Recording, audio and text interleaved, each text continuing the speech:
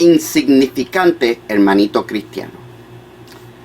De eso se trata la palabra de hoy. Un insignificante hermano que logró cambiar el curso de la historia y el curso de la historia de la iglesia.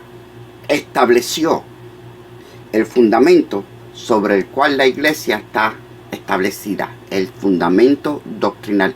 Un insignificante hermano. Claro que tú y yo sabemos que en Cristo no hay nadie insignificante. Todos tenemos valor. Pero a veces no nos damos cuenta del potencial que hay adentro de ti y de mí. Y que nosotros tenemos la habilidad, aunque seamos insignificantes, de transformar ambientes, territorios, vidas. Este hermanito del cual voy a hablar, que es insignificante, fue usado poderosamente por Dios para darnos el Nuevo Testamento. Voy a hablar acerca de la conversión del apóstol Pablo. Saulo de Tarso, que no era insignificante, era fariseo entre fariseos, era un líder religioso y político, era un hombre de autoridad y reconocimiento, pero estaba en contra de la iglesia de Cristo. Voy a comenzar esta disertación, aunque vamos a hablar de la conversión de Pablo, la voy a comenzar en el capítulo 6 del libro de los Hechos. En el capítulo 6 del libro de los Hechos, la iglesia estaba creciendo y establecieron un ministerio de darle comida a las viudas. Hubo un problema, una discrepancia entre que trataban mejor a unas que a las otras. En todas las iglesias hay esos chismes. Y establecieron los apóstoles el ministerio del diaconado y llamaron hombres llenos del Espíritu Santo para que fueran diáconos. En esencia, ellos trabajaban en el protemplo, en la cocina de la iglesia. Y su trabajo era asegurarse que la comida llegara, fuera servida y que a todos se les sirviera justamente, sin preferencias. Pero este hombre, este diácono, estaba lleno del Espíritu Santo y lo permitía. Si hay veces que nosotros estamos llenos del Espíritu Santo y de dones y de dádivas, pero no las permitimos que se manifiesten, sea la razón que sea, quizás porque nos sentimos insignificantes.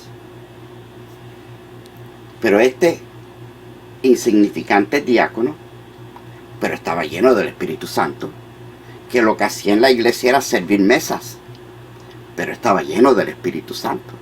Y por lo tanto, en su vida producía sanidades y señales y milagros. Dios lo usaba dentro de su esfera de influencia para manifestar la gloria de Dios. Y por supuesto, se corrió la voz. Y hubieron hombres que le cogieron envidia y quisieron matarlo. Y le levantaron calumnias. Y dice la palabra que cuando lo trajeron al concilio para ser juzgado, todos aquellos que lo estaban acusando vieron su rostro como el rostro de un ángel. Te quiero ministrar esto. Esteban, yo creo que entendió, siendo lleno del Espíritu Santo, tenía la sabiduría y el discernimiento para saber que este juicio que le estaban haciendo era tan falso y tan corrupto como el que le hicieron a Jesús. Y él se preparó para morir. A él no lo agarraron de sorpresa. Cuando tú estás viviendo en el Espíritu, Jehová Dios tiene una manera de prepararte para las cosas. Y dice que en ese momento sus acusadores le preguntaron, ¿es cierto lo que dicen de ti? Y que su cara como que se transformó. En el siguiente capítulo, capítulo 7, Esteban abre la boca y empieza a profetizar, predicar, decretar. Suelta un mensaje. A mí personalmente me gusta más el mensaje de Esteban que el que había predicado Pedro en el día de Pentecostés, aunque allá se convirtieron multitudes y aquí posiblemente se convirtió uno. Y te estoy ministrando esto para que tú veas el poder que tú tienes cuando permites que el mensaje de la palabra que ya está en ti fluya. Esteban, su cara se pone como la de un ángel. Él se decide a que él va a hacer lo que Dios quiere que él haga. Y yo entiendo que el mensaje de Dios, el ángel, el mensajero, con el mensaje de la palabra para ese preciso momento, entra en él. Cuando estoy hablando de ángel, no te imagines que es un ser con alitas ni nada. No, es el espíritu del mensaje, la llama de fuego. Porque él hace a sus ángeles como llamas de fuego. En ese momento, Esteban está lleno de un fuego distinto al que tenía en el diaconado. Esteban empieza a profetizar, a decretar, a evangelizar. Y suelta un mensaje tan poderoso que al final del mensaje dice la Biblia que ellos querían arrematar contra él. Y él testifica que ve los cielos abiertos y al Hijo del Hombre de pie. La versión americana especifica que el Hijo del Hombre estaba de pie. Jesús se puso de pie a la derecha del Padre para recibir a su mártir, al primero de la iglesia. ¡Wow! Y que en ese momento aquellos que lo estaban acusando se taparon los oídos y empezaron a hacer ruido, como los niños malcriados que hacen para no escuchar a los padres, y arremetieron contra él y lo mataron. Aunque la Biblia no dice que murió, la Biblia dice que durmió. Bendito sea el Señor. Pero lo interesante es que toda esa ropa de los que se quitaron la ropa para apedrearlo, la pusieron a los pies de un hombre llamado Saulo. Saulo escuchó la predicación de Esteban. Saulo vio que él se transformó su cara como la de un ángel. Saulo escuchó que él testificó que vio los cielos abiertos y a Jesús sentado de pie a la diestra del Padre. Saulo estuvo de acuerdo con que se taparan los oídos y lo mataran. Pero no hay registro de que Saulo se haya tapado sus oídos. Y lo que yo sí sé es que, quiera o no quiera, Saulo escuchó la predicación de Esteban. Te lo voy a probar. Un par de capítulos después, nos dice que Saulo no solamente consentía su muerte, dice que Saulo se envolvió en la persecución de los cristianos y respiraba amenazas y muerte contra los discípulos del Señor, los encarcelaba, los metía, y aún a algunos de ellos los mató, aunque quizás no por su propia mano, pero él sabía que al entregarlos los mataban. Esto lo confiesa después en sus testimonios. Creo que testifica 2 veces más. Y Saulo, en su ira y fervor, va y pide cartas de los magistrados para perseguir a los cristianos, no solamente en Jerusalén, sino a donde quiera que ellos huyeran. Yo me imagino que lo que está sucediendo en Saulo es que él es fariseo entre fariseos, es un maestro de la letra, estudió bajo algunos de los mejores rabinos de su tiempo. Pablo estaba destinado a ser el sumo sacerdote, tarde o temprano, porque era un hombre joven, lleno de ánimo, de pasión por el Torá y por las cosas de Dios. Y este Jesús y ese evangelio ponían todo su fundamento en peligro. Y cuando él escuchó las palabras de Esteban, y si tú lees esa predicación, es perfecta de Dios para el momento. Le habló exactamente y directo a los judíos. Le habló a Pablo como nunca nadie le había hablado. Y yo imagino que eso hizo que Pablo se llenara aún más furia. Y lo que quería era destruir esa palabra que él escuchó. Él estaba en un conflicto tremendo de identidad. porque para él poder aceptar lo que acababa de escuchar tenía que negar que toda su vida había tenido valor. La ley no me puede salvar. Este Cristo es la ley hecha hombre. Yo creo que Pablo lo entendió, lo rechazó, pero lo entendió. Te lo voy a comprobar, en mi opinión, pero tengo base.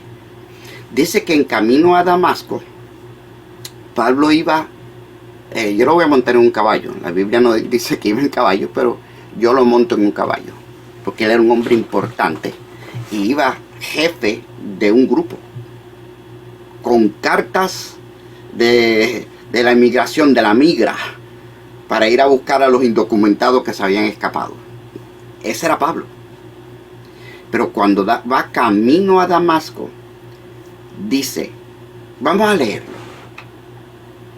leerlo mejor. Dice así, y leo a la letra. Hechos 9, 3-9. Mas yendo por el camino, aconteció que al llegar cerca de Damasco, repentinamente le rodeó un resplandor de luz del cielo. Y cayendo en tierra, oyó una voz que le decía, Saulo, Saulo, ¿por qué me persigues? Él dijo, míralo ahí, ¿quién eres, Señor? Y le dijo, yo soy Jesús, a quien tú persigues. Dura cosa te es dar coces contra el aguijón. Él, Pablo, temblando y temeroso, dijo, Señor, ¿qué quieres que yo haga? Se rindió. Y el Señor le dijo, levántate y entra en la ciudad, y se te dirá lo que debes hacer. Y los hombres que iban con Saulo se pararon atónitos, oyendo a la verdad la voz, mas sin ver a nadie.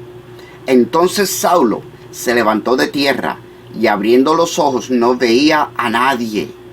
Así que llevándolo por la mano, lo metieron en Damasco, donde estuvo 3 días sin ver, y no comió ni bebió. Tremenda conversación entre Pablo y el Señor. Bueno, Saulo, porque todavía no le habían cambiado el nombre. Se le aparece la aparición, él cae en tierra y él sabe quién es. Él le llama Señor. Jesús le confirma que yo sé que tú sabes quién yo soy. Yo soy Jesús a quien tú persigues. Dura cosa testar coces contra el aguijón. Un aguijón es un pincho que usaban todavía lo usan, la gente que trata con ganado. Cuando una vaca se está saliendo del camino donde debe de entrar, con el aguijón la pinchan para que ella regrese. Y por lo regular se usa cuando se están llevando al matadero. Mira qué tremendo. Pablo entendió en una profundidad espiritual extrema de que el Señor lo estaba llamando a morir al yo. Tú estás peleando contra el aguijón. Tú sabes que lo que escuchaste a mi siervo Esteban hablar era para ti. Y estás peleando en contra de eso. Me estás persiguiendo a mí, no a los cristianos. Pablo se tuvo que rendir. Y lo manifiesta diciendo, temblando y temeroso, ¿qué quieres que yo haga, Señor? Y vuelve y lo llama Señor. Jesús le da unas instrucciones. Ve a Damasco y espera, que ahí te dirán lo que tienes que hacer. Tremendo. Hasta ahora no he hablado del hermanito insignificante. Pablo no es. Los que estaban con Pablo escucharon la voz, así que ellos tienen el testimonio de que aquí sucedió algo con el Jesús a quien nosotros veníamos a perseguir junto con Pablo. Yo creo que ahí hubo un montón de conversiones. Lo agarran por la mano y lo llevan a Damasco y lo sientan en una casa a esperar a Dios. Y Pablo está tan angustiado que no come ni bebe. Hay algunos que dicen, empezó a ayunar. No, que ayunar ni ayunar. El tipo está siendo destruido por el Espíritu Santo. Como se destruye una aceituna para sacarle el aceite. Toda su teología, todo lo que él había pensado, todo lo que él sabía, todo lo que le escuchó a Esteban, todo lo que él conocía, todos sus conflictos interiores. 3 días. Muriendo a la verdad de que se acaba de encontrar con Jesús resucitado. ¡Wow!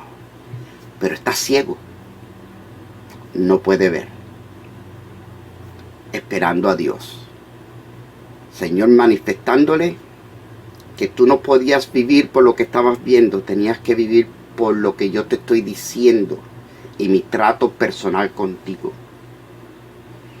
Aquellos judíos se taparon los oídos, hicieron ruido. Pablo rehusó ver la verdad. Y cuando una persona, como tú y yo, ahora sí vamos a hablarle a los hermanitos cristianos insignificantes, lo mismo que le pasó a Pablo a veces nos pasa a nosotros.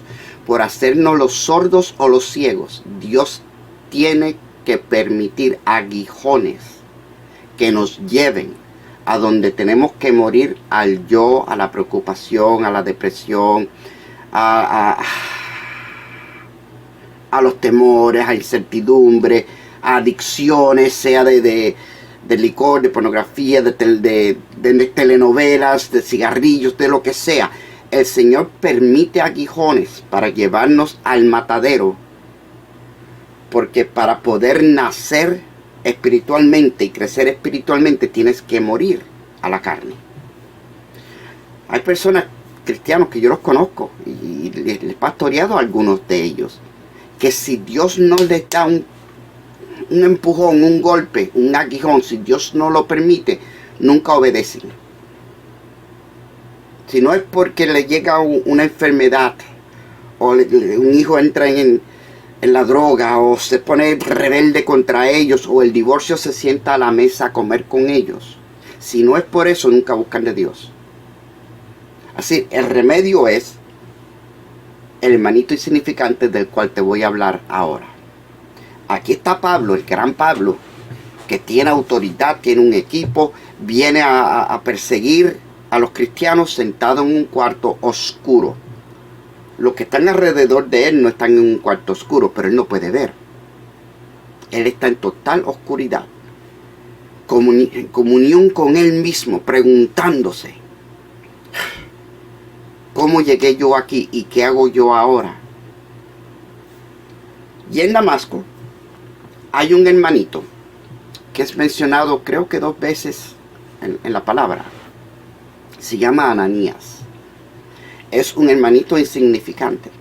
Él llegó a ser el obispo de Damasco, pero en estos momentos, en tiempo de persecución, él es un joven, me imagino, que está en comunión con Dios, está orando, le sirve, y de repente Dios le dice, vamos a leerlo, esto está también súper lindo, dice así, Hechos 9, 10 al 12. Había entonces en Damasco un discípulo llamado Ananías, a quien el Señor dijo en visión: Ananías. Y él respondió: heme aquí, Señor. Y el Señor le dijo: levántate y ve a la calle que se llama Derecha, y busca en casa de Judas a un hombre llamado Saulo de Tarso, porque he aquí él ora, y ha visto en visión a un varón llamado Ananías, ese eres tú, que entre y le pone las manos encima para que recobre la vista. Este es el insignificante hermanito de quien yo te quiero hablar. Este era un joven. Era de los que escapó, huyó de la persecución, porque cuando habla con Dios, él sabe quién es Saulo de Tarso. Él no está ignorante. Él ha escuchado acerca de este hombre. Dice la Biblia, mira esto. Primero que nada, era un discípulo. Él llegó a ser el obispo de Damasco, de acuerdo a la historia, pero en la Biblia lo mencionan una vez, es un discípulo. Obviamente era un hombre de oración y de entrega, porque el Señor se le aparece en una visión y él inmediatamente se rinde y le dice: heme aquí, Señor. Heme aquí, lo que decimos todos nosotros. Pero a este le sucedió. A este el Señor le dio una encomienda y le dice, y le da unas instrucciones exactas y perfectas. Ve a tal calle, así, así, así, así, así, y te vas a encontrar con Saulo de Tarso. El muchacho le dice, Señor, yo sé quién es Saulo de Tarso y lo que está sucediendo. Pero obviamente, mira, hasta Moisés hizo eso.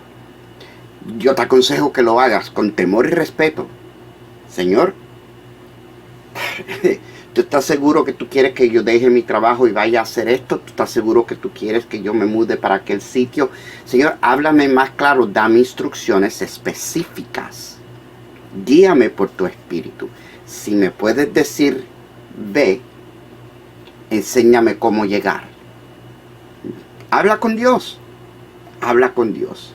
A Dios le gusta no solamente que lo conozcan, a Dios le gusta que lo entiendan.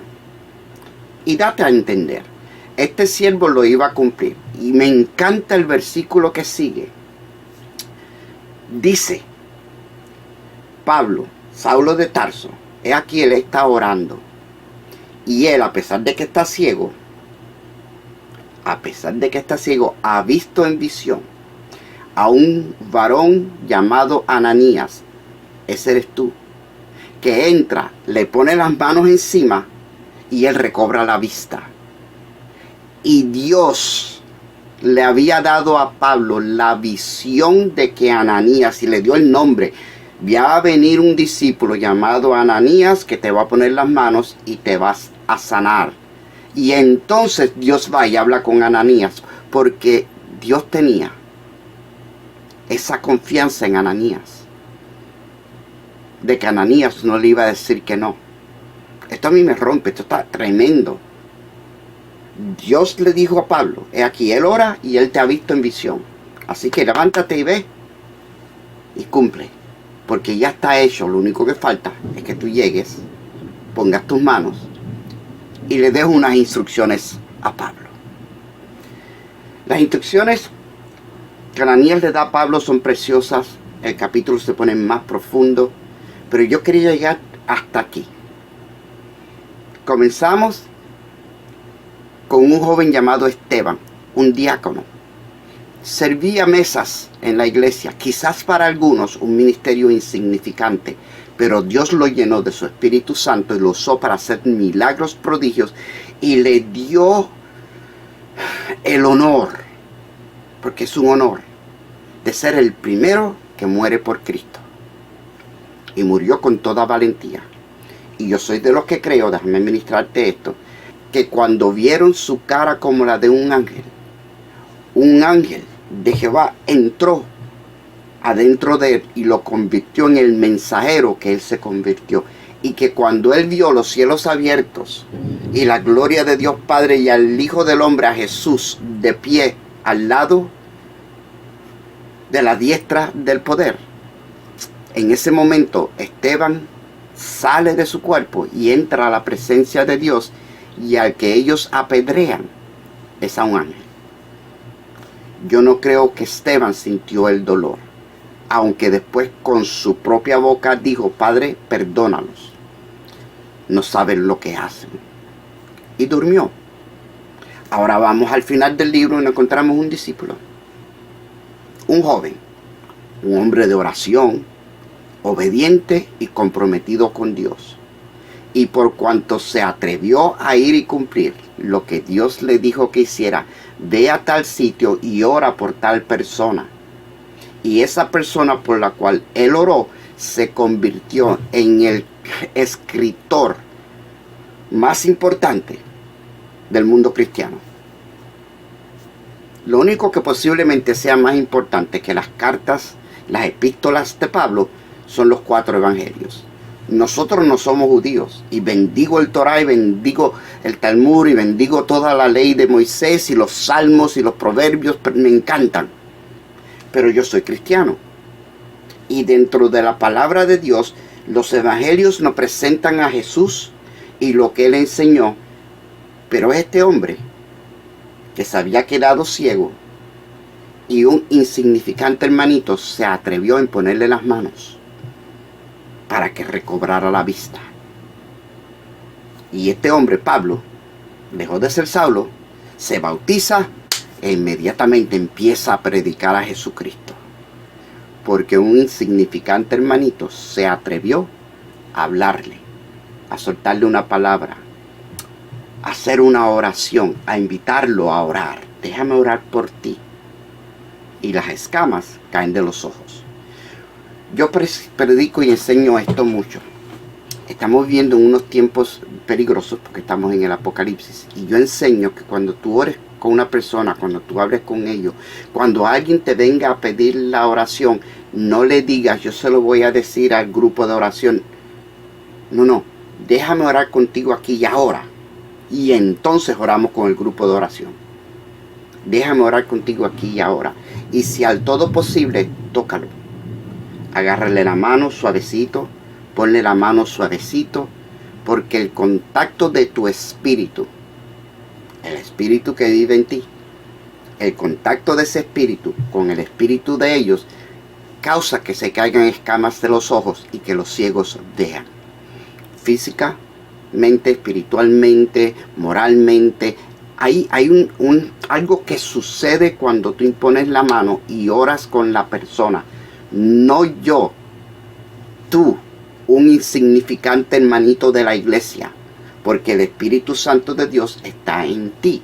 Y el llamado es que tú le digas, heme aquí, ¿qué tú quieres que yo haga? Y cuando el Señor te dé una instrucción de ir y bendecir a alguien, mira, muévete. Ve a la calle que se llama derecha y ora, porque ya el Señor preparó a esa persona para recibir tu oración o tu palabra, lo que tú le vas a hablar. Atrévete. Este muchachito, un discípulo, se atrevió y se convirtió en la primera cobertura espiritual del gran apóstol Pablo. Lo bautizó, me imagino que lo instruyó, se lo presentó a todos los demás, y ahí comienza el ministerio del apóstol de más influencia en la vida, en la historia de la iglesia de Jesucristo. Porque un hermanito, una hermanita, se atrevió. Atrévete. Concluyó diciendo esto. En el caso de él fue fiel en lo poco y Dios lo puso sobre mucho. Llegó a ser, como te dije, el obispo de Damasco. En el caso tuyo y mío, nosotros le somos fiel en lo poco y Dios nos ministra más de lo que necesitamos para seguir bendiciendo. Me encanta decirlo porque es la verdad de mi existencia. Somos bendecidos para bendecir. Mientras más yo bendigo, más me bendice, porque Dios le da semilla al que siembra, al que bendice. Bendice, reparte tus dones espirituales, materiales, lo que Dios te mueva a hacer, pero sé tú ese hermanito insignificante que puede transformar a un Saulo en un Pablo. Déjate usar. Y como te dije al principio, y es la verdad, en Cristo ninguno de nosotros somos insignificantes. Es el diablo el que te hace sentirte así. Es tu carne, es tu falsa humildad. Y yo te acabo de ministrar que tú no eres insignificante, solamente tú te crees que lo eres. Pero en las manos de Dios, tú y yo podemos transformar el mundo, una persona a la vez. One at a time. Amén. Amado, gracias por escucharme. Espero que esta administración te haya verdaderamente bendecido. Y ahora me despido, como de costumbre, deseándote lo mejor que un ser humano le puede desear a su prójimo.